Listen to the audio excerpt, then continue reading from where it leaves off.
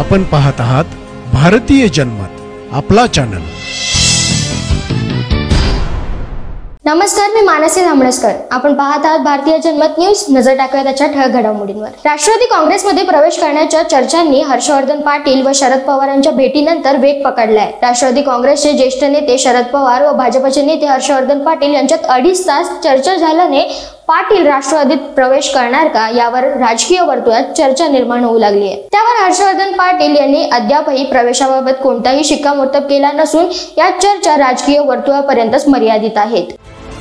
Rashtrawadi Congress party Sharadchandra Pawar या पक्षाचे प्रमुख व ज्येष्ठ नेते शरद पवार हे उपमुख्यमंत्री तथा महाराष्ट्र भाजपचे वरिष्ठ नेते देवेंद्र फडणवीस यांना मोठा धक्का देण्याच्या तयारीत असल्याची चर्चा राजकीय वर्तुळात रंगत आहे। भाजपचा एक बडा नेता राष्ट्रवादी काँग्रेस शरदचंद्र पवार पक्षाची तुतारी हातात घेणार असल्याचं बोललं जात आहे। भाजपचे नेते हर्षवर्धन पाटील हे देवेंद्र फडणवीसांची साथ सोडून शरद पवारांच्या पक्षात जाणार असल्याचा जोरदार चर्चा रंगू लागल्या आहेत। दरम्यान हर्षवर्धन पाटील यांनी शरद पवारांची भेट घेऊन या भेटीत बराच वेळ चर्चा झाल्यामुळे पाटलांच्या राष्ट्रवादी प्रवेशाबाबतच्या चर्चेला आणखी जोर आला आहे। दोन्ही नेत्यांमध्ये 2.5 ते 3 तास चर्चा चालू होती। दरम्यान या भेटीनंतर हर्षवर्धन पाटील यांनी माध्यमांशी संपर्क साधला।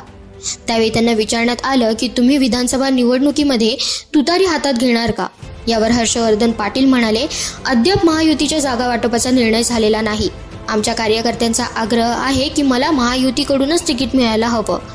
कार्यकर्ते म्हणत आहेत की कोणत्याही परिस्थितीत आपल्याला महायुतीकडूनच तिकीट मिळालं पाहिजे। तर काही कार्यकर्ते सुचवत आहेत की महायुतीचं तिकीट मिळालं नाही तर आपण अपक्ष निवडणूक लढवूया। तर काही कर्त्यांची वेगळीच मागणी देखील आहे। परंतु या सगळ्या केवळ कार्यकर्त्यांमधील चर्चा आहेत। याबाबत अद्यापही कोणीही माझ्याशी संपर्क साधलेला नाही।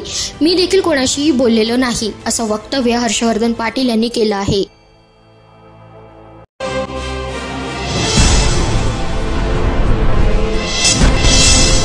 आपण पाहत आहात भारतीय जनमत, आपला चॅनल।